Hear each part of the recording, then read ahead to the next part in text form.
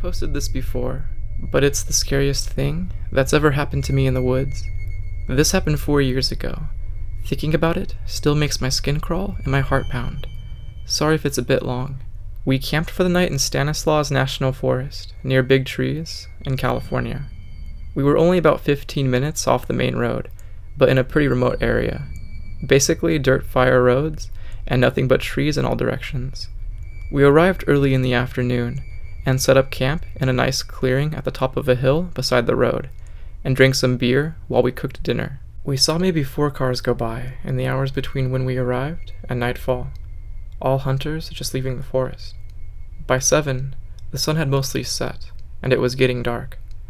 The solitude and peacefulness of the woods was nice, but I just felt a little odd being so secluded.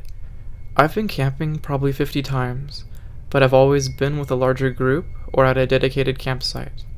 After dinner, when it was dark, we hung a bear bag with all our food stuff and smoked a joint, laying back on a blanket, looking up at the stars.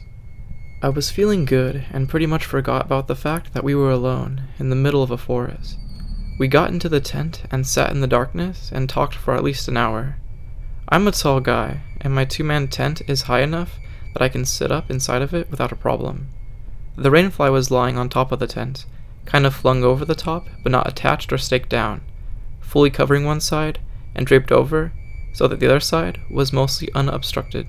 We had a clear view out of the mesh siding, and the trees were barely illuminated by the moon in front of us. Here's where it got spooky. I have been doing a lot of browsing of Reddit, and decided to tell my girlfriend about R3 Kings, basically a sub dedicated to this spooky ritual where you sit in a darkened room at 3 a.m. and set up a candle and 2 mirrors, and through some combination of supernatural forces and sleep deprivation, images appear in the mirrors and speak to you. I was having fun scaring her, and to be honest, I was scaring myself a little. My hair is standing on end as I recall this. The woods were dead silent, and there was absolutely no wind. Nothing, no rustling, no air moving at all. It would have been very easy to feel even the slightest breeze, sitting like we were. I paused in my story, and as I did, the rainfly started to ever so slowly draw back from the top of the tent. It didn't fall off, and it wasn't blown. Honest to God, it was as if someone was carefully pulling it down from behind us. I will never forget the sound it made. We turned and stared at each other, wide-eyed, and my heart was in my throat. The fly continued to slide ever so slowly down the tent until it was completely off. It was too dark to see clearly behind us, but my mind conjured all the nightmarish beings I've ever seen in horror films. I'd like to say I sprang into action and ensured our safety, but I was literally frozen. We sat in stunned silence for maybe 10 seconds, until I finally found it in myself to grab my flashlight and look behind us. There was nothing there. We breathed a huge sigh of relief, and started whispering feverishly to each other. I got out and looked all around the clearing, but felt stupid after a while, and went to sleep. The next morning, we woke up early and packed up camp. It was sunny and quiet, and I was happy to be in the woods, but I couldn't shake the eerie feeling from last night. I was on my knees rolling up the tent, but kept glancing through the trees around us, kind of compulsively, and my girlfriend was packing up breakfast about 30 feet in front of me. Again, there was absolutely nobody around, and no birds chirping or animals in sight. Then I heard it from directly behind me, 2 quick thuds, loud and about 2 seconds apart, like the sound of an axe hitting a tree. I judged the source of the sound within 100 feet of me. My girlfriend sprang up as I wheeled around to look behind me, but there was nothing. We both said, "Okay, it's time to get out of here," and left in a hurry. My heart didn't stop pounding until we made it back to the main road.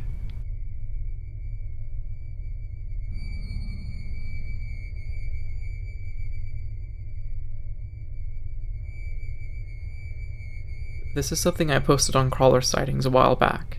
I've gotten back into my interest on the subject, and decided to post here as well. Back when I was in high school, my friend and I saw something I've begun referring to as a crawler. This was in Rossville, Illinois, nighttime and in a cemetery. I think it was probably late summer or early fall. I don't remember it being too cold out. Would have been between 2007 and 2010.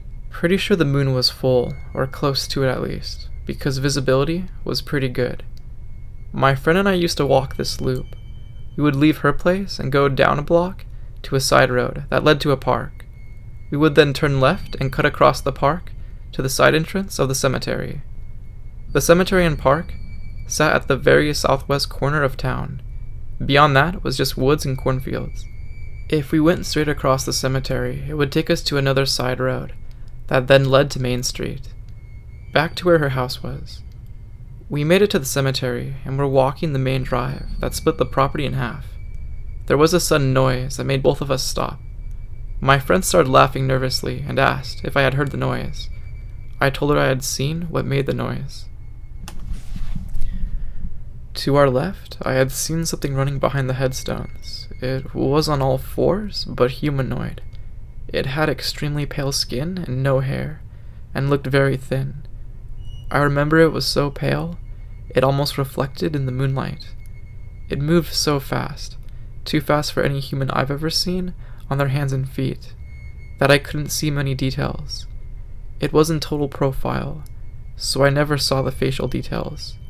The way it ran was animal-like, as well, in that it had a gait where its feet came forward, almost between or past its hands. Watch a video of a big cat or wild dog running to see what I mean.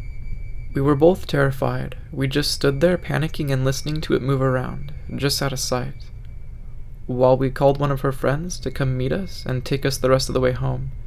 Her friend, a very typical high school boy, arrived and naturally wanted to stay in the cemetery and goof off for a while. For some reason with him there, acting dumb, it was less scary.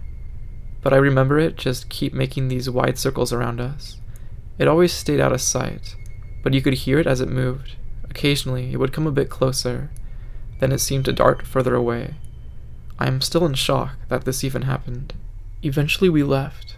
I spent a while researching it, and even reached out to a paranormal group in Champaign, Illinois, for advice. The guy I talked to had never heard of it, but wanted to document what we saw. We met up with him and did an interview, but the group never did an investigation. Fast forward a few years, and I'm living in Aurora, Colorado. I met one of my closest friends in about 2012. We really hit it off because we were into the paranormal. When I eventually told him about what I had seen, his jaw hit the floor. He told me he had seen the same thing and told me his story. He described exactly what I had seen, but he had seen it under a porch while living in Thornton. It was crouched down and squatting. He thinks he startled it while it was eating because he said it was hunched over something that it was holding. He comes from a Navajo and Apache background, and when we first met, his best guess was a skinwalker or Wendigo. But then, and especially now, he said he had his doubts about either of those things being the answer. He was dating a girl at the time, whose mom claimed to be a medium.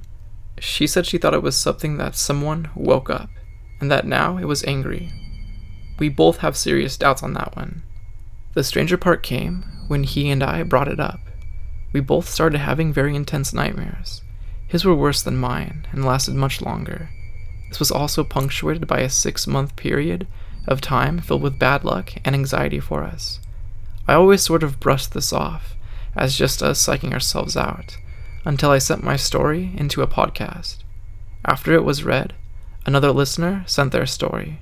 They described what my friend and I had seen, and also described the sightings as being punctuated by nightmares. I couldn't write that off because he spoke about his nightmares in detail, and they matched my friend's nightmares exactly. I have never given out details of what actually happened in either of our nightmares. I've read a ton of other stories by other users and people on the internet. I've dug through mounds of lore and cryptid lists.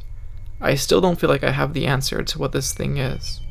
My best guess at this point is that the nightmares aren't coincidental, and that this is something that is interdimensional. It seems like it can interact with the physical things around us, but I've never heard anyone tell a first-hand account of being physically attached or even touched. I've speculated on what it could be for hours, and the only conclusion that I've come to is that there actually is no concrete answer. It doesn't act like this or that cryptid. I think it might be something that's just around and inspired other cryptids and paranormal tales.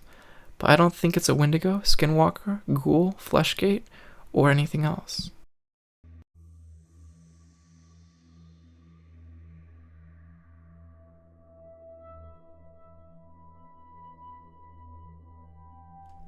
So this happened about 2 years ago now, and I just thought to post this to the sub. I was biking on the Panhandle Trail, and this specific instance was just across the PA-WV border on the WV side. I had been biking since morning and stopped for water. I had just crossed the border, and after a few more miles, I decided to turn back. As I was riding, out of the corner of my eye, I noticed something off, so I stopped to look. About 40 yards off the trail, up fairly high on a tree, was this thing. The only way I can describe it is that it looked like a 4 or 5 foot tall owl, but still a bit off from that. Slightly more humanoid actually, which is what made me think to post it here. It was sitting in this tree, facing me, kind of bobbing its head up and down, almost as if to size me up. Maybe that's my mind getting to me. I thought that's probably just a tarp or a trash bag, or something stuck in the tree. But the branch it was sitting on was very thick. I'd say at least 6.5 inches in diameter, and the branch was swaying along with these head bobs. It was very dark in color. The only thing I could really make out for more than a silhouette was that the face was a darker black than the bark brown gray that made up the rest of it. It didn't freak me out too much because I assumed it was something totally explainable, but it certainly unsettled me enough to get on a fast pace back home, especially as the area of the trail that I was on was very remote as far as I could tell. Like I said, I'm sure this could be explained away somehow. I don't really believe in these sorts of things at all, but man, that experience stuck with me. And that being said, not that you guys have any reason to believe some dude on the internet, this is 100% true, and I tried to give all the detail that I could. Hope you found it as cool as I have for the last few years. I love freaking people out with that story.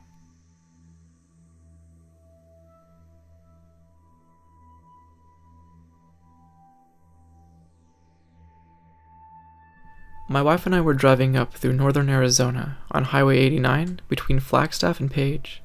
It was about 1 a.m., as we were on third shift at the time and often drove at night to avoid traffic. I saw a few sets of glowing eyes in my headlights a little ways up the road, so I let off the gas, slowing down to avoid hitting an animal in the road. When we drove by, we saw several dogs, coyotes I guess, on the side of the road, and I hit the gas and drove by. After we passed, my wife said one of them was running next to the car, and I looked over and saw it as well, probably 20 feet off the shoulder of the road. I floored it and looked over, and it stood up on its hind legs. That's the only way I can describe it, and kept pace with us for at least a couple seconds before turning away from the road and disappearing. This whole event probably lasted no more than 10 seconds, but it was seriously the most terrifying 10 seconds of my life. This was probably 20 years ago, and we still rarely talk about it.